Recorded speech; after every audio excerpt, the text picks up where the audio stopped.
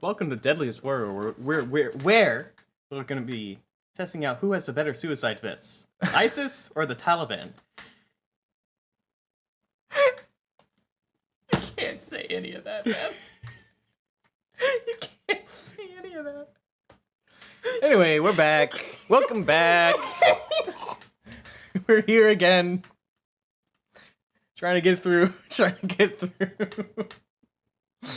Himatsubushi. You need a blooper reel that's just called the ism outtakes.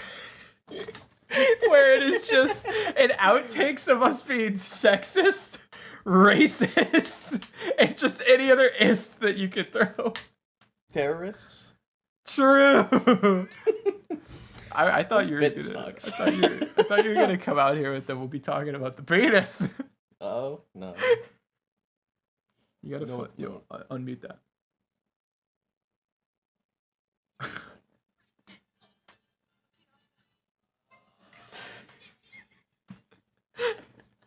That's a good post. That's a good post. I like the video where it's the video of Oscar and she's like, "Oh my god, is that Carnage?" And then he's like, "Your mother hung herself," and then hits her with the car. Oh my god. That video goes hard. Goes hard. Spoilers for Evangelion, I guess. Oscar? Oscar?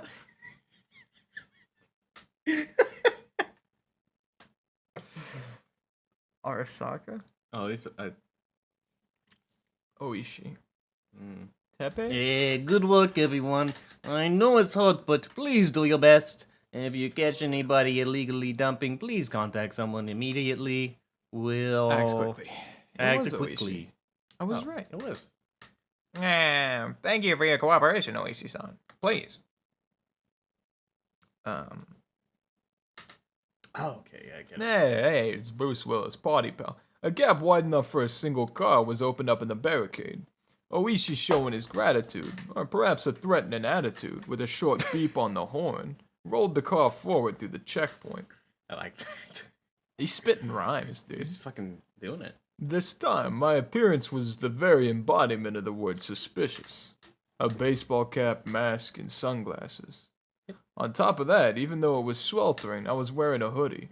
Any respectable police officer would be loath not to stop me for questioning. Did we hit M at some point? Is it muted? No, I don't think it is. Try the check. I just Check don't think it has sound. Yeah. Alright, never mind. Did it make sound when you right click? No. I mean it. Yeah. I have meant to be overcautious, knowing full well that my face was known. But it might already been too late for that to have any use. Using that as an excuse, I doffed the unbearably hot hoodie and windbreaker, ripped off the mask and hat, and threw them in the seat behind me. No my, is that okay? Yeah, with a cheap little disguise like this, they probably figured it out anyways. No, that just might be the case. Ooishi, probably thinking that my unexpected behavior was funny, continued to laugh. The beautiful and pristine scenery Hinamizawa spread out before me. The village itself would have been quite beautiful if it weren't for the complicated circumstances surrounding it at the moment. I would absolutely love to take Yukie here for a drive one day. Come to think of it, I didn't get a chance to call her last night. I played around with the idea in my head. But in reality, this village wasn't all sunshine and rainbows. He calls Yukie on Ooishi's car phone. And she's like, "Oh my god, you silly little goose." And Akasaka's staying there and he's just like, Yukie, please. Yukie, Ooishi's in the car, leave me alone. Yukie, please. And she's like, "Oh my god, you're so silly." And then he like kills himself out of embarrassment. He just grabs the wheel, turns. Just 90 degrees off the cliff. It feels. Why is there? Maybe it's just no music right now. Yeah, I think there's no music right now. You know fucking Higurashi does that, where they just turn all sound effects off. I had heard everything at the prefectural headquarters. At the heart of this village, the intelligence network that the three families wielded was, due to blood ties and regional relationships, unbelievably well organized. Their net spread not just around Hinamizawa itself, but encapsulated the entirety of the city of Shishibone as well. When I first heard that, somewhere in the recesses of my mind, I didn't take it completely seriously. How could a local organization out in the boonies here have something so grandiose? Grandiose. I'm keeping that. That's the take. I couldn't deny that somewhere in the back of my mind I had ridiculed the thought. I now don't remember how to pronounce that. It's grandiose. Grandiose. Grandiose. But not only were they really threatening the minister, but they had demonstrated that they had a complete grasp on our movements, which were supposed to be top secret. They were almost like the secret police that controlled a small Eastern European country, like in some spy novel. And then the video ends right there, after I say China, like really quietly. No, it's just not in the video. You're not keeping that bit? No. I thought it was fun. You think everything you do is funny. That's not true, actually. 90% of what I do, I think, is pretty unfunny. I think mostly everything I do is funny in an ironic way. Where it's like, damn, that's so painfully unfunny that I laugh. The villagers here wouldn't bat an eye at getting their hands dirty if it meant fighting the dam project. I also heard something like that at the prefectural headquarters. Now that you mentioned it, when I first arrived here, Ooishi also said that this place was a war zone, didn't he? Call of Duty? The residents of this village were at the same time freedom fighters. I thought that one was funny. Although by definition, they were no different than guerrillas or a militia. They weren't protected by the Geneva Convention.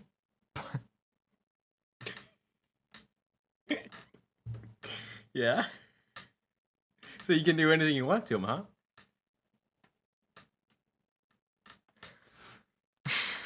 Means they can use mustard gas. And me committing heinous, horrible, unspeakable crimes against humanity. To a small village in Hinamizawa. Because, by God, they're not protected by the Geneva Convention.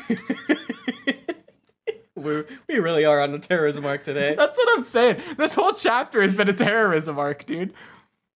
But they also didn't have to adhere to those rules either.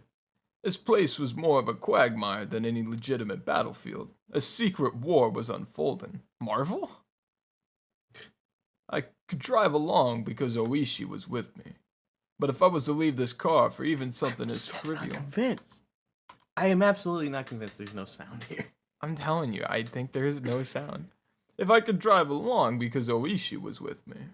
But if I was to leave this car for even something as trivial as looking for a vending machine, there was a chance I wouldn't return. Although a single shot hadn't been fired. Even though a single shot hadn't been fired, this was a battlefield. No, the reason why bullets weren't flying was simply because it was hard for a civilian to obtain a gun in Japan. So they were probably just equipped with weapons other than guns that were easier to obtain. That's why Ooishi was wearing that stab-proof vest, wasn't it? Could you imagine? Hinamizawa, 2,000 people holding out against the government for building a dam. Just with a bunch of guerrilla tactic war. With a bunch of guns. They'd be able to do it. Easy. Easy as fuck. With the mountains and everything, they, in like just Sadako alone, would just set up like the... Sadako could take on an army. Sadako could defeat the entirety of the Viet Cong on their turf. No, Sadako is the Viet Cong. That's why we didn't win. True. Uncle Saka-san, are you nervous? The fact that I was apprehensive was, of course, picked up only by Ooishi. If he already figured it out, there was no point in trying to deny or hide it. Yeah, of course I am. We're headed into the heart of enemy territory alone, aren't we? I'm worried about if something unlikely happens with just the two of us. Something unlikely? It'll be alright. Bloody pal, isn't everybody in this village our enemy? If everybody gets their stories straight, they could murder someone in broad daylight and there wouldn't be a shred of evidence. I'm asking about something like that. That was what the ironclad rule of not barging into a Yakuza office alone was about. If there wasn't a neutral party involved, that area wasn't bound by the laws of common sense. If something happened, you wouldn't be able to prove it, and if there wasn't anybody who would take your side... Oh, and there wasn't anybody who would take your side. It was pretty much the definition of poking the bear. I've left word that we're heading towards the Hinamizawa area. And in the worst case, we've also got a radio. I know you're scared, Eka-sucker-san, but it's not easy to pull off the perfect rhyme. Keiichi. Well, of course, that doesn't mean we can let our guard down either. Eka-sucker-san, you're too worked up over this. You were more relaxed the last time we came up here together, weren't you? No. Laughing it off, Ooishi thumped his chest and grinned as if to say I could depend on him. There you go. Attaboy, Ooishi. Oh, if it gets really iffy, no. This comes with having the badge. Ooishi made a motion sticking out his index finger. It was undoubtedly the image of a gun. Oishi's just like, they fuck around, they can find out.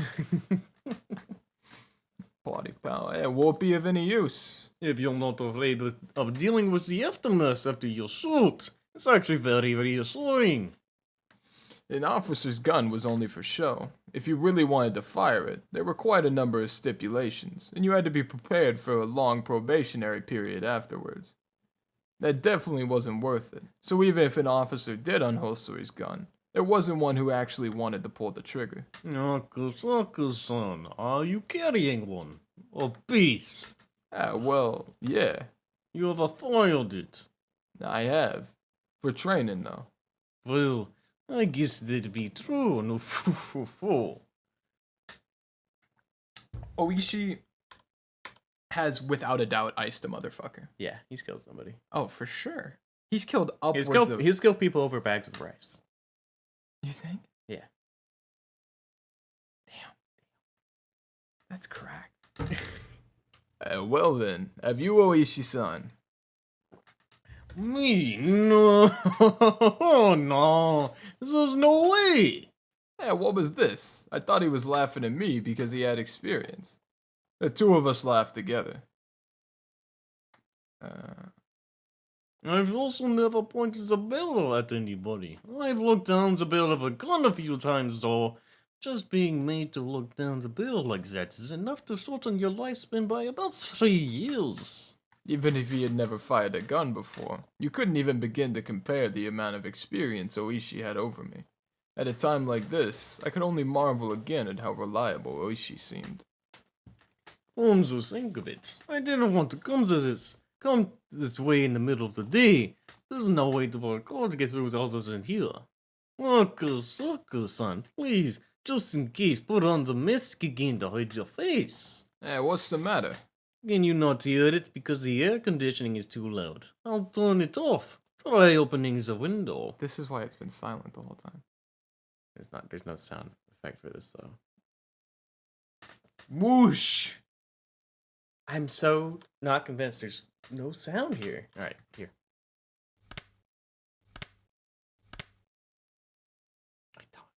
It's so weird. He's schizomaxing. There's no way. When I opened the window, a blast of hot air blew inside. And then, I could hear angry yelling coming from far away. I told you, dude. I told you. Because we're building tension. Yeah, sure. We're tense. Ryukishi does this shit all the time. I know, I just felt awkward. Yeah, really it was horribly weird. You're not wrong. At that moment, the forest gave way on either side of us and our view expanded suddenly.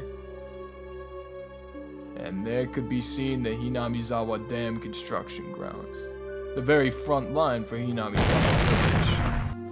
We're absolutely opposed to the construction of the Hinamizawa Dam!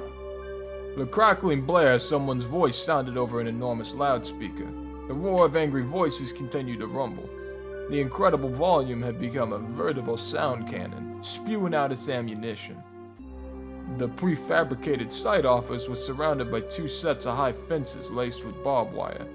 Lined up in front of those fences were riot police in their vehicles, and surrounding it all were the villagers. They howled out their protests against the dam as a single entity.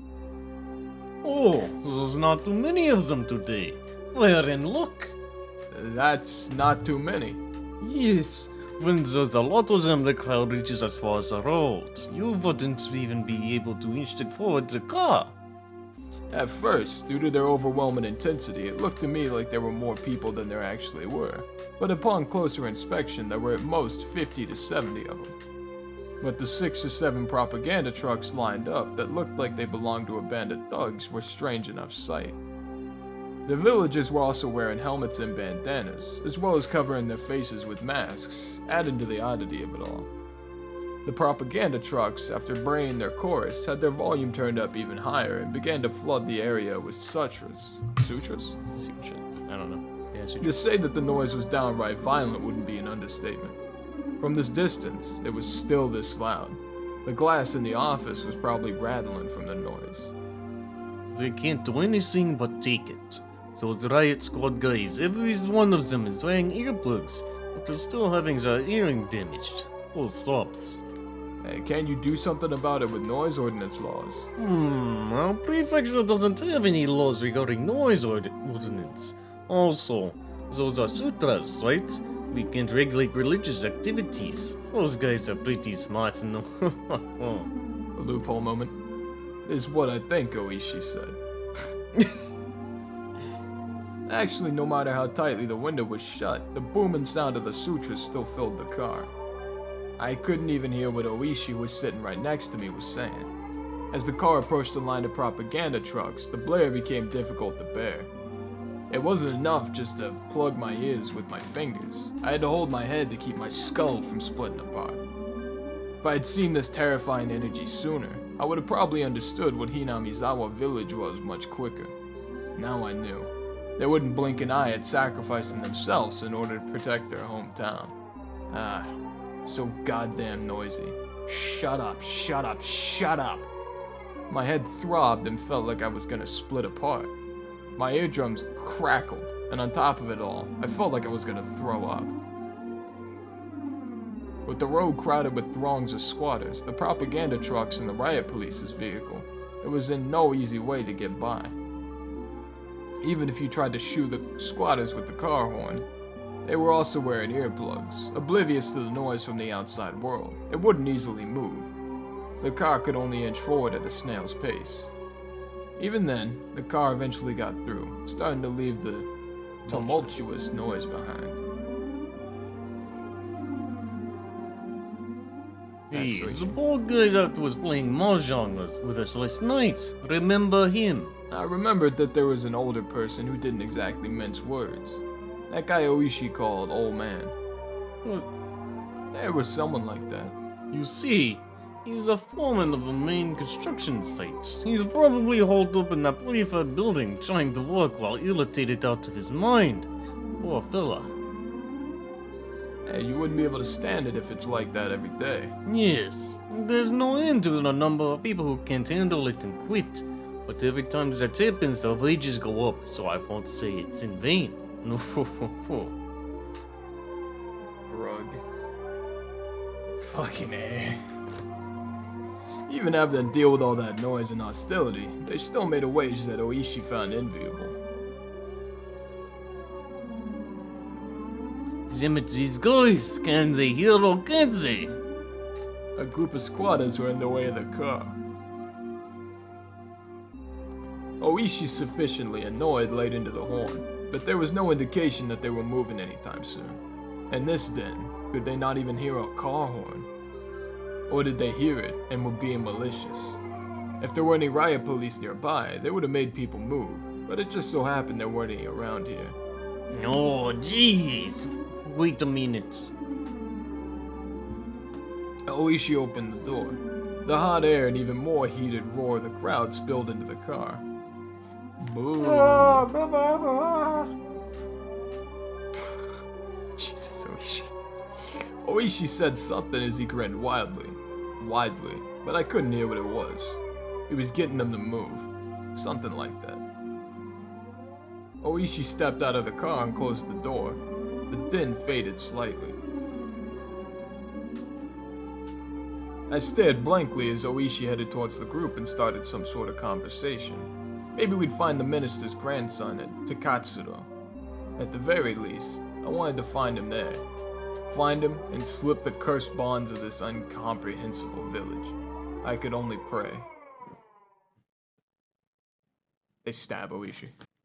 At that moment, a shadow was suddenly cast over me. Somebody was standing right outside the passenger side window, blocking the sunlight.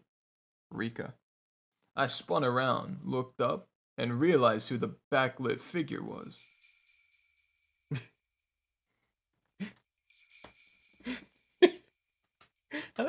You're fucking on point with predictions lately. I've gone through 3 games now. It follows a pattern, right? Sure. I also haven't been trying very hard with the other 3 games. I'm sucked into this one. It's a mystery game. Or it's not a mystery game. It's a detective episode. So I'm naturally even more inclined. Keiichi's fucking retarded. Fuck that guy. I get to play Bruce Willis hanging out with Ooishi. I'm infinitely more drawn in when I'm playing Bruce Willis hanging out with Ooishi. My 2 favorite characters in the game all the time together. Infinitely more drawn in. It was a girl. It was Rika Furude. The girl stared down at me with a bored look in her eyes. I didn't have any justification for it, but I felt like I had been found by somebody I shouldn't have been found by. To fill the silence, I raised my hand as I mouthed a meek greeting. Of course, there was no way she heard my small voice in this clamor, but even then, she should have seen me wave my hand in greeting. In spite of that, she simply stared down at me with a cold look on her face. At that moment, the noise and heat spread throughout the car once again. Ooishi had returned to the driver's seat. Taking a look, the group that were blocking the road had started to move aside while glaring our way. Sorry to keep you waiting. Shall we go? Ooishi registered the figure of the girl behind me. One of the villagers came over and picked her up. In a manner of, "It's dangerous, so get away." It was then that she whispered 1 or 2 words, however. I couldn't hear any of it. Well then, let's go. I'm gonna gun it, okay? But of course, still within the speed limit. Yeah, Ooishi? Sure. Speed limit. As if to shake off the still audible angry voices, Ooishi floored the gas. Like, why wasn't playing this the entire goddamn time? I'm just... Along with the roar and the din and the shouting, the villagers and the girl quickly disappeared behind us. As soon as we're through here, we're in Takatsuro. Are you okay if we end up getting into a firefight? Don't be fumbling around with the safety at the last moment, you hear? Could you imagine they actually get in a fucking firefight? Right. Ooishi laughed mockingly again. I was more concerned with what the girl had said, however, as I was vaguely bothered by it. What was she trying to say with that apathetic and candid expression? Suppose it's normal if you're nervous from here on out, but if you don't deal with it, there's a chance you might do something rash. But there was no longer a way to confirm what the girl had tried to tell me. It might have been that the girl who warned me to go back to Tokyo again, or else, was saying to me, who is here now, ignoring that warning. Even though I warned you. Even though I warned you. What a fool. He doesn't die, though. Nope, he doesn't. What is she warning him about? He doesn't seem fucked up, though. Seems perfectly normal in the future. Why is she warning him? They're gonna kill his wife. Who's gonna... His wife? Hinamizawa, they're gonna kill his wife. He told them. But he didn't tell him at the hospital. Maybe he said... They're gonna kill his But... wife. They already know who he is. They're gonna kill his wife. So what do we have on the murders? We have the dam foreman and... Dam foreman? What was it? And one of the killers. Yep. Then it was... A housewife? Sadako's mom. Or Sadako's aunt? No, No, it was the Shinto priest. It was the Shinto priest And then his wife got poisoned. And we had Sadako's aunt. Mhm. Well, she drowned herself in the lake. She drowned Sadako's herself. Then there was Sadako's Aunt. parents. Oh yeah, Sadako's parents, because they fell off the thing. Mm-hmm. And then Sadako's aunt and the kid that died on the spork. Right? The druggie that died on the spork. So it goes. Satoshi? It goes.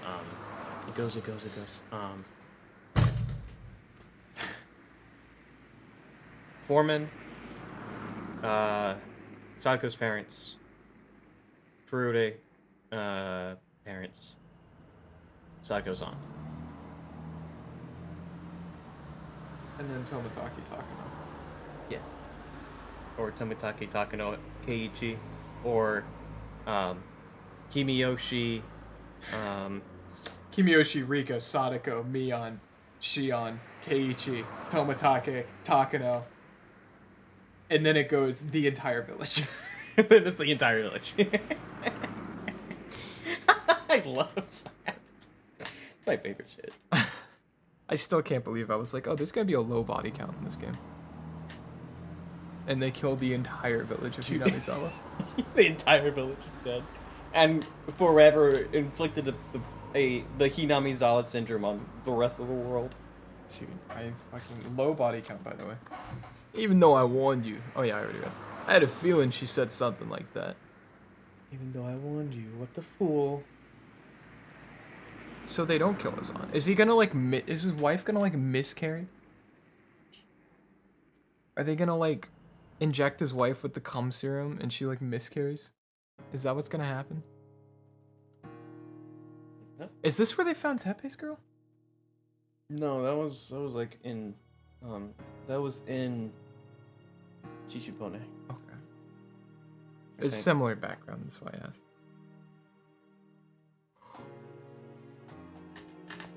There we go. If you were to call Hinamizawa a rather lonely village, then Takatsudo was outright desolate. For your everyday city boy like me, I just couldn't understand why anybody would force themselves to live here. There were signs that people had. See that tractor that's just flipped over? That's flipped over and just like halfway in the river. There were signs that people had. Oh, I thought it was. It's gravel. It's a gravel path. Oh God. Ugh. There were signs that people had, but they were all covered in dust or enveloped in ivy, indicating that it was all abandoned. Yeah, people really lived in a place like this, didn't they? Well, it was a long time ago. A remote place like this is pretty rough for old folk to live, and the younger people probably wanted to try living in a more suitable place. If there's nobody left to take the reins, all that gets left is this. Even if I had no personal attachment to the village, seeing this disused village. Disused? Seeing that disused building. Seeing that disused Seeing building. the disused building. Seeing that disused building.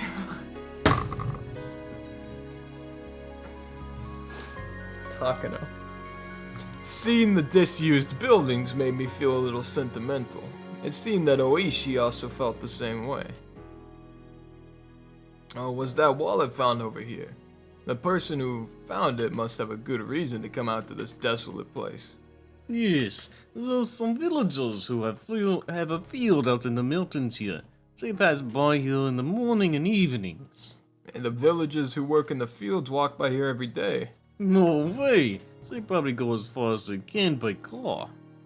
So in the early mornings and evenings, they pass by here and just happen to find a single wallet. They probably did. No. And where exactly did they say they found it? In the thicket, just a bit further ahead. The person who found the wallet just happened to have some stomach cramps and was planning to use the thicket to do his business. It seems. It was there he happened to find it. Probably hoping there was some toilet paper in there. No, foo. Everything about that story just seems a little too convenient. Right from the discovery of the wallet, I just can't shake the feeling that something's off. I expressed that feeling that I had from the start of the day, quite frankly. It seemed too good to be true, but it was unwavering proof. But it was too perfect, sickeningly so. That was my feeling. You might actually be onto something by saying it's all a little bit too perfect. Yeah, meaning? The truth is, And I heard a little something from a friend of mine in the 4th Division, where Oreo Sonozaki referenced the kidnapping of the minister's grandson. Hey, she referenced it. Yes, it's been several days since the minister's grandson has been kidnapped. Poor boy. It'd be nice if they let him go soon. It seems that old Oreo muttered something like that while on her veranda, and that little musing was conveyed to the various people working deep behind the scenes at the Sonozaki family. Yeah, right. I'd heard something earlier from Sato-san, the informant, that when the leader, Oreo, had a concern, somebody in the family would be considerate. So, in essence, she gave the order to release the hostage. I see it that way. The wallet being conveniently discovered was just a ploy to hand the boy over to the police. And why would they release the hostage? No, there's only one reason why somebody would release a hostage, isn't there? Yeah, what is it? They reached a deal. That would mean the minister promised to halt the Hinamizawa dam project. Yeah, the dam project will definitely go away. At that moment, those words that the girl had said resurfaced in the back of my mind. In the end, it was turning out exactly as she had proclaimed. That young girl knew the circumstances. She knew everything about this kidnapping incident from the beginning to the end. Akasaka. The girl unexpectedly called my name. And what is it? Go back to Tokyo. Huh. Before long, you will woefully regret coming to this village. That would be an incredibly pathetic thing to see, so I thought I'd warn you right now.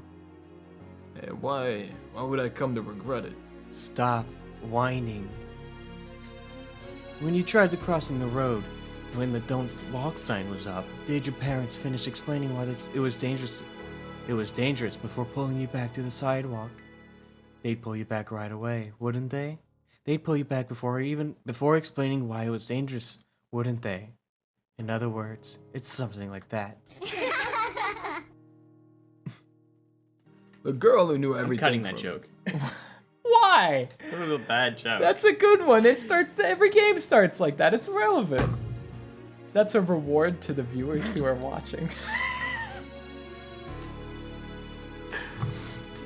Those viewers are me. The girl who knew everything start to finish had warned me in the beginning. Go back to Tokyo.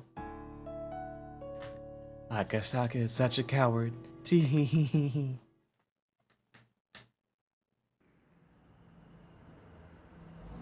We'll probably find the boy, but what happens afterwards will probably be a bit of a problem. How it be a problem though is something a single officer like me can't figure out. Do you know a girl named Rika Furude? What I had said was such a non sequitur that Ooishi sat stunned in silence for a while. Of course I know her. She's the only daughter of the Furude family, one of the 3 families. What kind of girl is she? Well, this is an unexpected name to hear. I'm a bit surprised. This public safety thinks that the Furude family smells fishy and wants to keep an eye on them. Share some of that information with me, please. No, it's not like that. It's just something that caught my attention. Well, whatever. It wouldn't do to not answer the question from a friend I've sat at the same table with. You know, sorry, let me read this. I'm honored that you call me a friend. Oishi's way of being like. You know? You know what I'm saying? I would never do the thing you just did in front of me. Because you're my friend. Oishi's way of being like, hey, we're friends. You're now my in to knowing what the feds are up to. Let's serve. Share. No fool! So that little lady is, well, somewhat of a village mascot. She's beloved by everybody in the village. Some of the older folk worship her especially. Yeah, worship. I don't know much about it, you see. Girls born in the Furude family have somewhat of a sacred implication, it seems. One of the local police in Hinamizawa. It's a living incarnation of Oyashiro-sama or something like that. Also, the story goes ability. Oh yeah, Shiro-sama. This is the first time we've heard Ooishi, Yeah, except for and- like a and- sign. Yeah, and like this entire fucking game. Now that you mention it, I think I saw an Oyashiro-sama written on some of the Alliance banners. What is Oyashiro-sama exactly? It's the name of the guardian deity of Hinamizawa. They believe it'll exact punishment on those who would do ill towards the village. Well, it's if there was such a convenient court around, the guys at the dam would have long since been done in by divine justice. Luckily, nothing like that has happened to anybody to see it. Oh yeah, that's you. So, the grandson of the minister who trifled with the village as a result of Oyashiro-sama's anger, what did they call it again? Oh, right, Onikakushi. The minister's grandson was deemed away. That would probably be how the script is being written. Oh, I guess that was fucking Akasaka. Yeah, interesting. Oh, I see. It probably turned into something like that. Divine punishment wrought by Oyashiro-sama. Then the culprit is the living incarnation of Oyashiro-sama. That girl. No.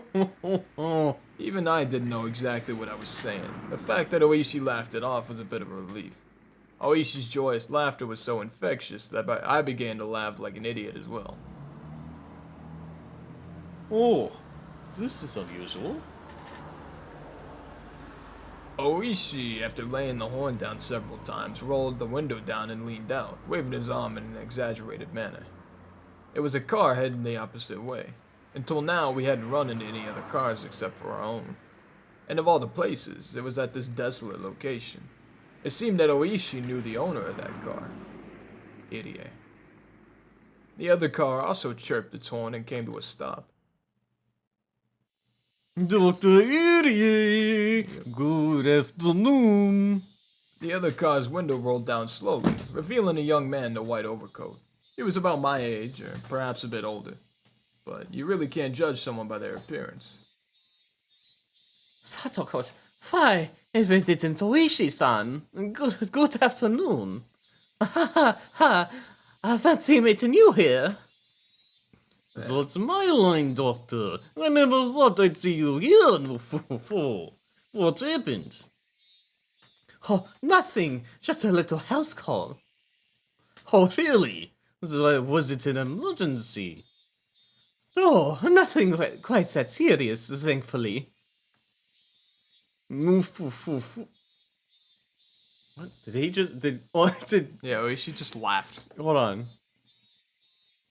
Okay, it's missing a yeah, fucking it's quotation missing- mark. yeah, Thank Ooishi- you, manga gamer! I'll take my leave here. If I don't get back quickly, my staff will get angry with me. No, being the head of the clinic must be tough. Well then, take care. The young doctor named Irie, after gesturing his farewell, drove forwards and soon disappeared around the corner. Ooishi also drove forwards, but soon came to a stop again. He pulled out a worn map book from the dash. His expression didn't have an ounce of irreverence. Irreverence. He was perfectly serious. What is it? The clinic shouldn't be making any house calls today. It must have been quite an emergency, or otherwise the patient with some extenuating circumstances. Ooishi flipped through the pages, opening it up to a map of Takatsudo. Pseudo. Takatsudo. After that, he took a look around and started to figure out what our current location was. Are you saying that an emergency is suspicious? Didn't I say? There's hardly anybody that lives in this Takatsudo area. The road we're on right now is here. Dr. Irie came from this direction. Having no sense of our surroundings, I couldn't digest anything about the place he was indicating on the map. We're heading towards the spot where the wallet was found. By the way, that's over there. But see, if you're heading to one of the few residences in Takatsudo, it's the wrong road. Meaning, Dr. Irie came from a direction where there's no residence. As long as somebody walking in the fields between the mountains and collapse. But if somebody collapses and you call a doctor, normally you bring them back with you for more detailed examination. Yeah, but just now Dr. Irie said it was nothing serious. It didn't seem like anybody else was in the car with him. Ooishi didn't say any more than that. I also said nothing more. The doctor just now examined a patient, close by. Only that. The noisy radio had suddenly gone quiet. The sky just as suddenly turned an oppressive color. As Ooishi mused that it might start to rain, a torrential downpour started as though trying not to disappoint him. This is the Keiichi murder music. Eventually, Ooishi stopped the car. The only sounds to break the silence were the percussion of the rain off the roof and the soft squeak of the windshield wipers. Let's do this a bit hush, shall we? Saying that in a quiet voice, he exited the car without an umbrella, careful not to make any noise. Ooishi leaned over, indicating the other side of the thicket. He was pointing to a prefabricated shed and a car that was parked beside it. The car looked obviously well cared for. It wasn't a vehicle that had been left there for several years. And what's that shed? It contains equipment used by the forestry stores. I heard they don't go near it except during the summertime. Does that car belong to somebody from the forestry service then? Don't know. It doesn't look like an official vehicle though. Ooishi was playing it cool, but my nervousness was gradually increasing. Just in case. Saying that, Ooishi returned to the car.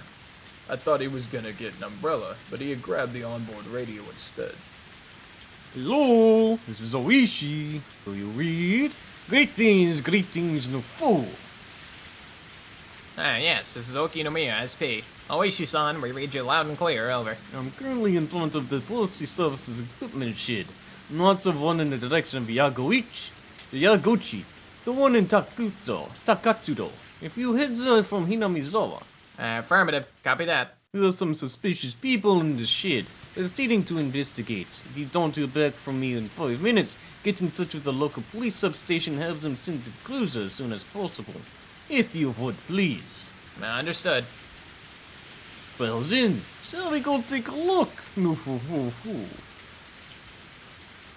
See, if this was America, he would open the trunk and pull out a shotgun. Yeah, that's what I thought he was gonna do. I thought Ooishi was gonna be like, we're gonna be needing this, and then the trunk opens and he just goes, bump, bump. Yeah, that is exactly what I thought Ooishi was gonna do. Because then Akasaka would be like, Ooishi, why do you have that? And Ooishi would be like, Oh, no, foo, just in case. exactly. And then they would go. Since he was first confined here, oh, this is back to you. Yeah. Since he was first confined here, he had heard the sound of a car multiple times, so he had just thought of the forest sound as more of the same. However, the reaction of his captors was, until now, something he hadn't seen before. They jumped, reacting as if shocked by a jolt of electricity, and pressed against the window, cautiously peering outside. They stopped. Somebody from the forestry service? This is bad. Nah. There you go. Ah, looks like the cops to me. One of the captors lifted the boy by his collar and pressed a blade against his cheek.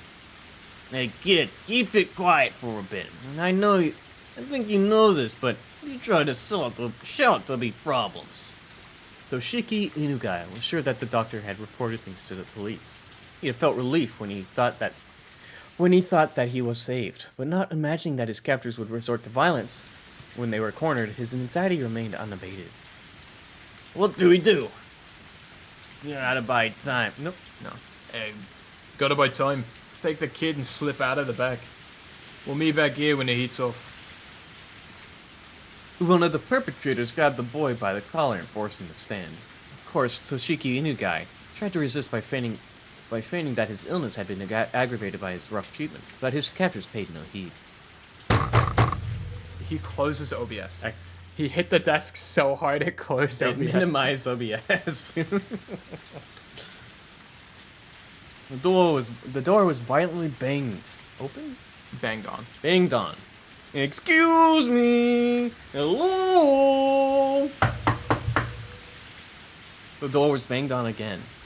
Toshiki Inugai hesitated for a moment to respond to that voice by yelling. However, while he was being indecisive, his voice was covered. His mouth was covered, taking the option away from him. The voice was covered. They ripped out his voice box. The leader of the captors waved at the other to go. The younger perpetrator nodded in response, and while keeping the boy's mouth covered, started heading towards the back door. Hello! Oh, sorry. I see the waves, and I'm like, Ooishi! Ooishi. Hello, did you need something? How do you do? This is the police. Would you mind opening the door? Thought it rain is a bit of a trouble. It'll just open. The moment the lock was undone, Ooishi forced the door open. With a gleam of menace in his eyes, he pushed the man aside as he stepped into the room. Then, in a small and empty room, he was able to quickly discern that the boy he was looking for was nowhere to be seen. This was an equipment shed for policy service. There's nothing here at all. There was nothing inside the room that would indicate that this was an equipment shed. There was only a mountain of blankets, indicating that somebody was sleeping here, alongside empty food packets strewn about. Fucking messy ass assholes. It's been empty for some time now. And never seen no equipment store around here. But this is the forestry services building, isn't it? Are you from the forestry service? How about police? The two of them glared at each other suspiciously. Both Ooishi and the man steadfastly refused to reveal their identity before the other did. The man, judging from the sharp look in Ooishi's eyes, realized that it would be hard to talk his way out of this one. No matter what he said, most time he could buy would probably be only a few dozen seconds. Only the sound of rain filled this tense moment. Just then, they heard the sound of a struggle from far off. Ooishi had a hunch. There's no doubt that Akasaka, who was circling around back, had run into the perpetrators who were trying to slip away. Ooishi's so smart. Akasaka, you better not have fucked this one up, bro. As Ooishi thought that, the man in front of him reacted a moment faster. The man swung with an attack that was more intended to obscure Ooishi's vision rather than it actually hit him in the face. Seizing his opportunity, the man aimed a kick at Ooishi's groin without any hesitation. But he missed his mark and was unable to land that critical blow. Oh, Oishi's about to fuck this guy The up. man, trying to pin Ooishi, grabbed him by the base of the neck with both hands and fiercely tried to push him down. But as Ooishi fell backwards, as if kicking the man upward, he dug his foot into the man's midsection. With that leg acting as a fulcrum, the man was flung by the falling Ooishi as if by a circle throw. The two of them squared off in the pouring rain. Come on, Ooishi. Isn't this interesting? You want to go? No! Ooishi, as if trying to cheer himself on, grinned smugly. I love Ooishi. He then stood up while brushing the mud off himself. Even though he countered the assault, Ooishi was getting up rather awkwardly compared to the man he just threw, who swiftly sprang to his feet. Akasaka? Yeah. Ooishi-san, hurry! Akasaka's voice rang out from the distance. Judging from the distress in his voice, he was already engaged in a fight and wanted Ooishi to reconvene with him. But Oishi's hands were full as well. Akasaka-san, sorry, can you wait a bit? Oishi's so base! The man raised both fists into a stance that hinted at him being acquainted with karate or some other martial art. Of course, Ooishi, as an officer of the law, was decently versed in judo. He also had the moxie to have been through a fair share of his fights before. Because of that, you could tell that the man in front of him was quite a bit better at fighting than he was. Pull the gun out, Ooishi. No, damn it. Thinking that was gonna be easy because the order came from a Sonozaki family to release the hostage had been a big mistake. You're pretty good. It's been a while since I got this work up. Ooishi played off the situation like it was no sweat. His opponent, seeing his attitude, took that to mean that Ooishi wasn't going to go down easily. He then wildly charged forward, attempting to grab Ooishi. If the man managed to successfully clinch from his lowest stance, Ooishi would be tackled to the ground and end up being mounted. It was something you saw often when children fought, but it really was a bad position since you couldn't do much when you were in it. Ooishi responded to that move, also lowered his stance to fight with the man head on. Based Ooishi does not step to the side, he goes, let's dance, and goes down. The moment they clashed, Ooishi grabbed the man's lapel. As he yanked the lapel upwards, he smashed into the man's solar plexus with the elbow of the same arm. It was a move that from Ooishi's own personal brand of brawling judo. He then grabbed on with his free hand and attempted to throw his opponent with both hands. But the man lowered his center of gravity and swung his arms on a large arc, inclining them with Ooishi's. Not only that, but he had forced both of Ooishi's elbows to the outside, and Ooishi, now in an awkward position, was in danger of exposing his bat, with his hand still clutching the man's chest. This guy, practiced Aikido or grappling, didn't he? Ooishi, cursing the fact that his fingers were twisted into the man's shirt and couldn't get away, released his grip. But he was still in an awkward position of being bent over, and to top it off, at zero range. The man was able to read Ooishi's movements completely as he tried to squirm his way into a better position. And then, took the palm of his hands and swiftly clapped them over both of Ooishi's ears. Discombobulate. Clapping the ears in any other martial art except for self-defense was basically forbidden. Karate and judo didn't recognize it as a legal technique. It was that much of a simple and dangerous attack. Ooishi raised both of his hands as he tried to reflexively clutch at his own ears. But before that could happen, the man wrapped his arms around Ooishi's neck, his thick biceps clenching firmly around the base of Ooishi's neck like a vice. Ooishi instinctively thought he was going to be killed. After all, it wasn't hard to believe that a man like this, who was accustomed to fighting, could crush his opponent's neck from this position. But his opponent didn't do that. He had chosen to keep his hold and force Ooishi to lose consciousness. That's why Ooishi, in that moment, even though his face was twitching, was grinning widely. Even though his opponent had a chance to kill him, he didn't choose to. He was thinking, oh, this guy has no intention of killing me. However, even though that might be the case, the man's hold on his neck was by no means gentle. In no time at all, Ooshi's consciousness began to fade. Having the experience of being taken down countless times in judo during his student days, Ooishi was utterly resigned to the fact that it was over. Goodbye, Ooishi. He dies. Ooishi dies. Ooishi dies. Yeah. Akasaka was finally recovering the intense pain of being kicked in a rather sensitive area. He had bumped into the captor, carrying the boy by the back entrance. He had seen Toshiki Unugai's picture plenty of times, but wasn't able to immediately ascertain that the boy in front of him was the real deal. What with his mouth covered in packing tape? Also, with his limited experience, it was hard for him to panic over how... It wasn't hard for him to panic over how to deal with the situation. Of course, the perpetrator didn't overlook this momentary lapse. His kick landed squarely in a critical spot, with Akasaka not even having time to call for help. As the man flung the boy over his shoulder, he headed towards the front of the shed. But upon hearing Ooshi's bellowing voice, he gave up on going that direction. He then dashed off towards the forest. As if the weight of the boy slung over his shoulder wasn't even there. Akasaka was lost for a moment. Meeting up with Ooishi was fighting with an enemy, or was by far the safer option. But he couldn't just lose sight of the fleeing man. Akasaka stood up and chased after the captor's back. He ran through a short thicket, branches and fallen leaves crunching underfoot. The tips of branches raked and clawed at him, small scratches inscribing themselves on his body, one after another.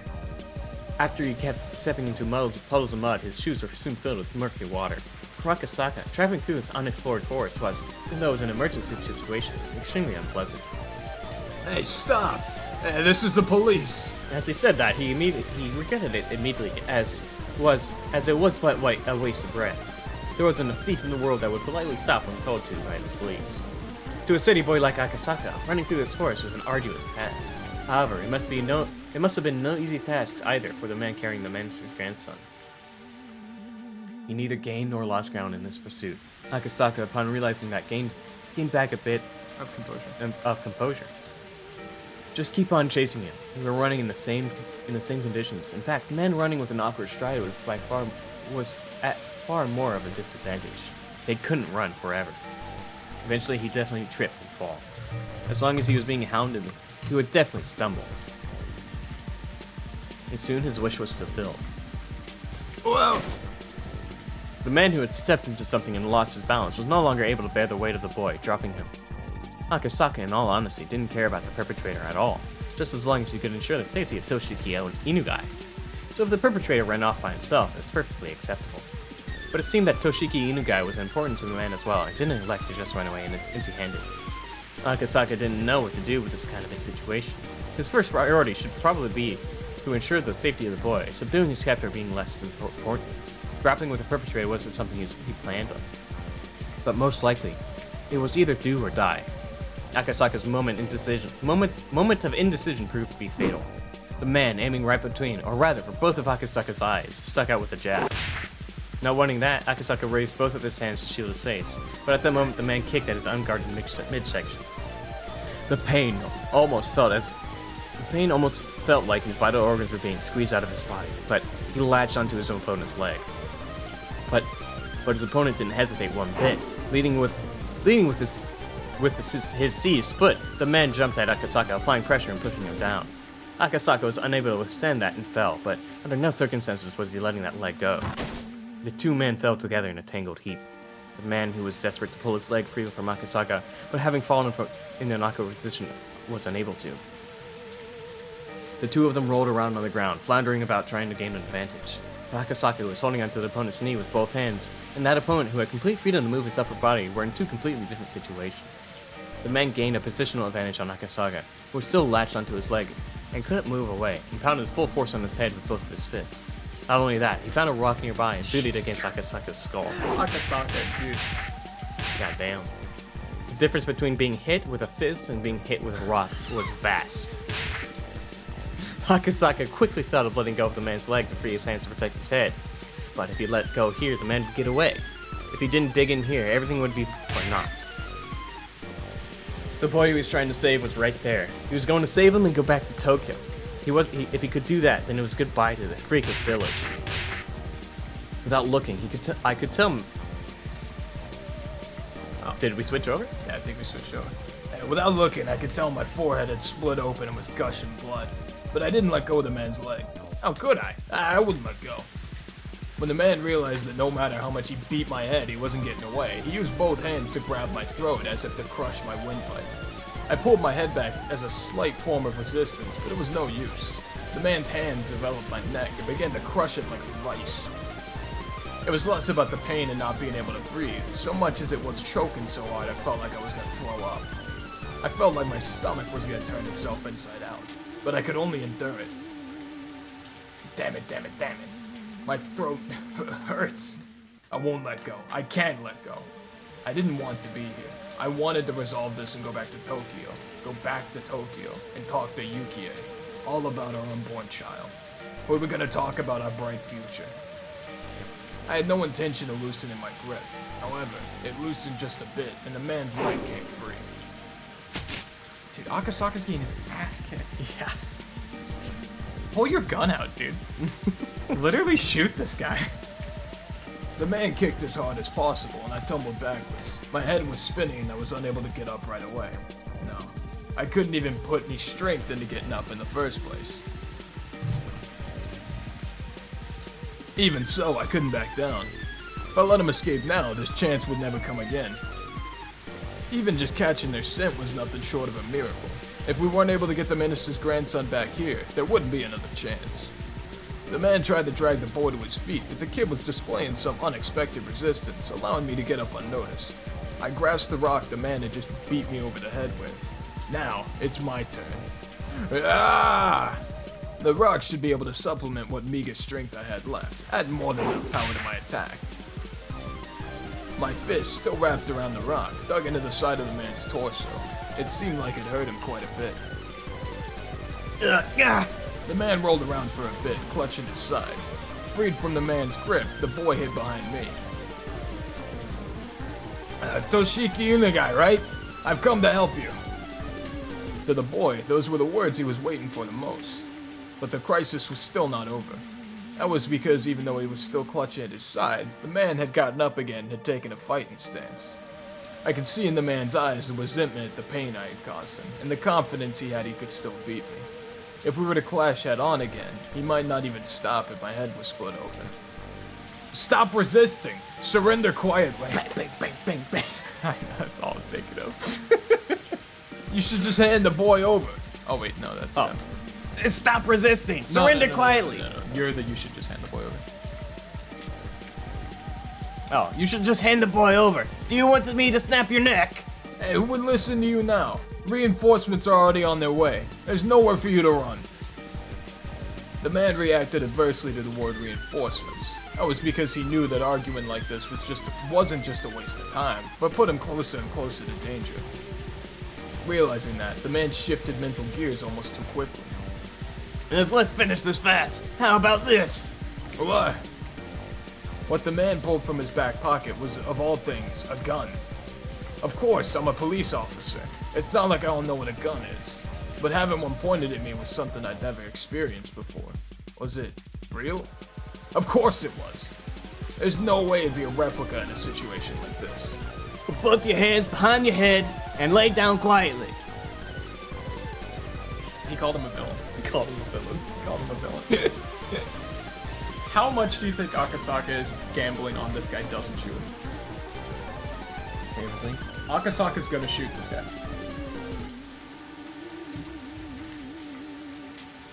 For sure he's gonna shoot this guy. We didn't make a whole point about it in the car for him not to shoot this guy.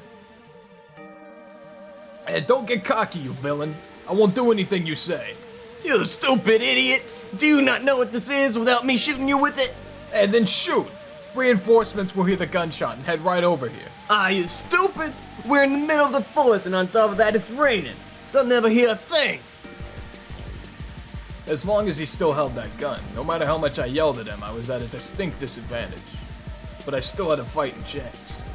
If I were in his shoes, instead of wasting time yelling at each other like this, I would just shoot him and take the boy. That was the fastest and would suppress any sort of further resistance from him. But the man was demanding my surrender, without having fired a shot.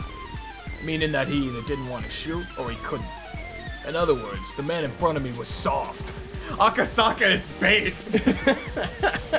Funny now, if I could buy even just a little more time, the factor that would lead to my victories were numerous.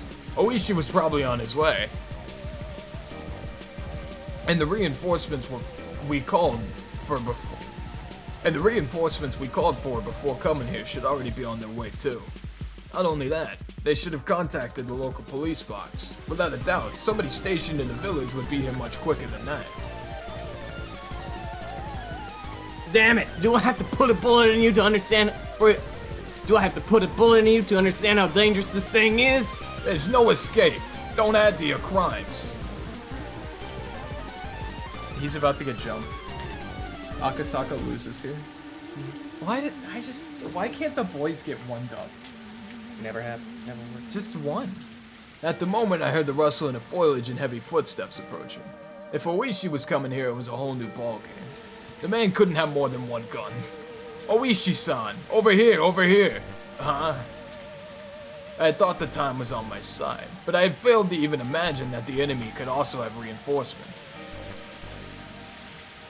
You could tell you could tell the man who had just appeared was one of the perpetrators just by looking at him. Hey, what are you doing? If you don't hurry up, the police will get here. Stop lollygagging. Damn it! What happened? No. Oh, damn it. What happened to Ooishi-san? Ah, the chubby fella. He's down for the count. He is? Damn it. The boy, sensitive to the impending danger, curled up behind my back. How could this be? Damn it. Your buddy isn't coming. Serves her right. Shoes on the other foot now. As I backed up against a large tree while still protecting the boy, the second man also pulled out a gun. It won't be saying this twice. Put your hands on your head and lie down. I refuse. Bang. He actually shot him. The second guy based. First guy soft. Akasaka does not use the gun that he has. He simply refuses. As I shouted in protest, blood erupted from my left shoulder. It took a few moments to register that I had been shot. Compared to the ones in movies and TV dramas, the first actual gunshot I heard was simple and mundane. In fact, the sound was more akin to small fireworks I used to buy from the corner store as a kid. But there was no comparing the pain. It was a fear you'd know only after you'd been shot. Sir, are you okay? Are you okay? The boy in his confusion tugged at my clothes, agitating the wound even further. I wanted to put on a bold face and assure him, but my voice was hoarse and had the opposite effect. I'm alright. I've already called for backup. There'll be a full squad here soon. It'll be quicker to put you through your... Oh yeah. It'll be quicker to put one through your head before the cops get here. But the family said no needless killing, so I'm taking it easy on you. Don't mess with me or I ain't holding back. This was bad. It was very, very bad. The second man was a completely different beast than the first. He had no signs of indecisiveness or mercy. If this man said he'd shoot, he'd shoot. He wasn't somebody that a man like me could buy time from. I really hated to admit it, but at the moment, the image of Yuki's smiling face crossed the back of my mind. I knew what that meant. I was warning myself not to throw my life away over a matter of pride. Of course I didn't want to die here. I was just starting a new life with Yuki, and I wanted to see the face of our soon-to-be-born child. Why should I risk my life for some minister's grandson when I was at such a critical juncture in my own life? Damn it. I needed to stop rambling at myself. So what do I do now? Give up the boy and extend my own life? Man, what a good idea. Everybody's life is precious. My own life was in danger. Nobody would blame me. God damn it, it hurts. If I had known it would be this painful, I wouldn't have played the tough guy. My biggest miscalculation, though, was that the sound of the gunshot was far quieter than I had imagined. If it was only that loud, it would definitely be drowned out by the rain and the forest. It wasn't something that somebody far away could hear. So this is where he goes and kills both of the perpetrators. Quick drop. Yeah, and kills both of them. Yeah, exactly. Yeah. He pulls the kid in front of him as like a human shield and then kills both of them. It could work. Damn it. Wait, just wait. I don't want to die. And I don't want to kill you. As long as you understand. Don't shoot, okay? Look, don't shoot. I have a wife waiting for me at home. I don't want to die. I won't shoot so long as you don't yell or nothing. Just quietly put your hands on your head and lie down. And will you really? You'll keep your promise, right? This is a promise between men. I will. It's a promise between men. This guy's based. Hey, keep your promise, keep it. I'm gonna get down on the ground, okay? I'm getting down. I'll keep my promise, so stop pointing that gun at me. You're still thinking of shooting me, aren't you? You want to shoot me, don't you? When I get down on the ground, you're just gonna shoot me in the back of the head, aren't you? I won't. Fine. I'll put it away. I'll put the gun away. This is a promise between men. There. No problem now, right? Played! Absolutely played! Literally fucking outplayed. Literally outplayed by the jobber rookie Fed. Out fucking played, by the way. Yes, absolutely no complaints. It was over in a flash. The moment he lowered his gun, Ooishi didn't let his chance slip by. Ooishi had been assessing the situation for quite some time behind the two men, but since they had their guns trained on me, he didn't really have a chance to jump in. Seeing the look on Oishi's face, indicating that he wanted me to create an opening, I took on that role completely. Man, I didn't want to say anything, but I knew Akasaka wasn't a bitch. If this dude was willing to stand there and get shot for a random child, I'm like, my boy ain't no bitch. I'm like, I'm hoping there's a play here. Ooishi forcefully lifted the arm that was holding the gun. He then took the gun from the man's hand in only an instant. The other man, who was a bit slow in grasping what happened, The other man, who was a bit slow in grasping what was happening, pointed his gun at them, but with his ally grappling with Ooishi, he couldn't pull the trigger. If that man was the one that was wrestling with Ooishi at the moment, he might have shot without hesitation. But this man wouldn't shoot. He couldn't shoot. Ooishi kicked the other man away, and while aiming the stolen gun with his left hand, pulled out his own. With guns akimbo, he was aiming at both men at the same time. My man. She fucking. said the one-liner, dude. I don't believe that is checkmate. Fucking incredible, Ooishi. Oh, Ooishi. It was perfectly played, but heedless of the guns pointed at them, the men shouted scram as they scattered away at full speed. It was over in an instant. To Oishi's point, you're not gonna shoot him. Mm-hmm. Those two running away without putting up a fight was honestly unexpected.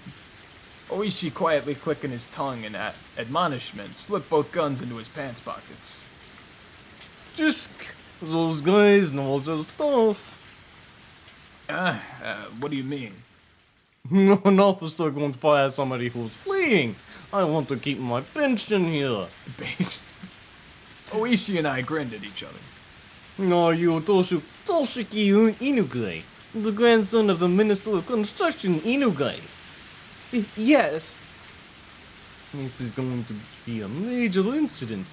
We probably only cut the tail off the lizard though. No for. Ooishi smiled amusedly. The fact that the Onikafuchi Defense Alliance, or rather the Sonozaki family behind them, was pulling the strings was apparent, but proving it wouldn't be easy. And with apologies to Ooishi, this incident was unlikely to go public. If this caused an uproar, it would obviously lead to the minister losing his office. With HQ having decided that doing so was in national interest, this would probably be cleaned up quietly. Might be a rough way of saying it, but this was born in the shadows and was gonna die in the shadows. Ooishi probably already understood the implications behind this incident. For the time being, let's cordon off the area. Since it seems that one of them still has a gun. After that, let's get Inugai-kun to safety and get you to the hospital. As the tension in the situation faded, the pain from the gunshot wound in my shoulder blossomed once again. My forehead was also stinging painfully, and had grown hot enough to start a fire. Thinking that the tension caused me to sweat, I had wiped my forehead, but what came off was a large amount of blood. I realized that my shirt had been stained bright crimson from the blood flowing from my head. So, Fun fact. Very, very slight forehead wound. Like And he got yeah, with a fucking rock. The amount of blood coming from your forehead does not indicate the level of injury. Your forehead, like, you gash it and it bleeds insanely much. I turned around. The boy was safe and sound, without a doubt. There would probably be an investigation on the men who ran, but that was for another day. At this point in time, I could safely say we had cleared the major hurdle of securing the boy's safety.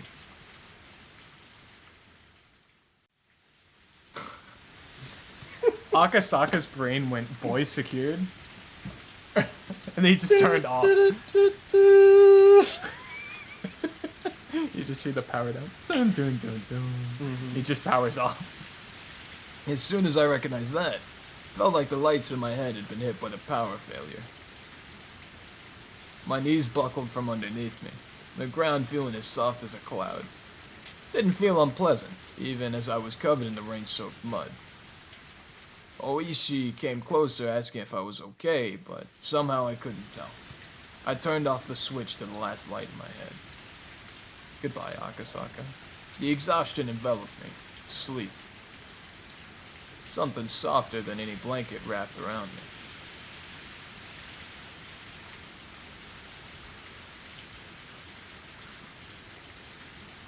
Yeah, but Akasaka didn't die.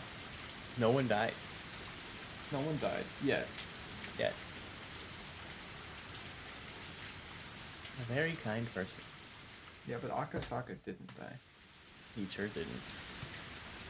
How many chapters do we have? Mission accomplished. We got next one and then like the epilogue. Yeah, kind of thing. okay. Because I was like, That's it what- feels like we're at the end. Well, it's like 2 hours. Yeah,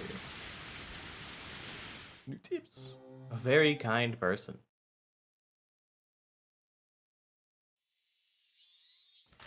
Patients admitted to the hospital can only accept calls at fixed times. That's why she wouldn't be receiving a call from him today. Yesterday, she had teased him about going on that he had. She had teased him that he got lonely easily, so he might have struggled with the idea of calling her sooner. That was much easier to imagine. Rather than that, he might just be too busy to call. Because he's just that type of person. Yukie whispered that, smiling to herself. Cope. The announcement that visiting hours were overplayed over the hospital intercom, along with some music. She exchanged pleasantries with the family of the patient that was staying in the same room as her. Probably eager for his mother to be discharged, their small child was wearing a beaming smile. The child's mother was pregnant in the bed next to mine. That child's mother was pregnant in the bed next to mine, with what may be their new brother or sister. They were probably ready to burst with the expectation, dreams, and worries of having a new sibling. The joys of a growing family. Bathing in those warm feelings, I stroked my own belly, which had become quite large. Based Yuki, thank you. I had talked with him about how many children we wanted to have. We talked about how if we had 3, it would certainly be lively. However, there was an inescapable worry of whether I would be able to handle giving birth that many times. There isn't a mother out there who would hate to give. Who's talking? Is it just Yukie? Yeah. You're Yukie, aren't you? Yeah, that's me. Oh my god, it's me, Yukie. There isn't a mother out there who would hate to give birth because of that worry, though. I forgot. You I remember forgot that about she has that. I the forgot. same voice as fucking Akasaka. Go ahead. Yukie, smiling as she said that to herself, gently stroked her stomach. The Metropolitan Police Public Safety Division, the place where that man's sense of justice had led him. That person was actually very gentle, a very gentle, very fragile person. He didn't talk much about specifics, but I didn't think he was suited for the assignment he was on right now. But as long as he said he was going to try his best, I would watch over him warmly. Your father, you see, is a very hard worker, you know. Coochie coochie coo coo. star. What? Welcome back. How'd work go? Did you make more than $4? Yeah, that sounds right. Yukie seemed to be enjoying herself as she talked to her own belly. Why'd you leave the door open?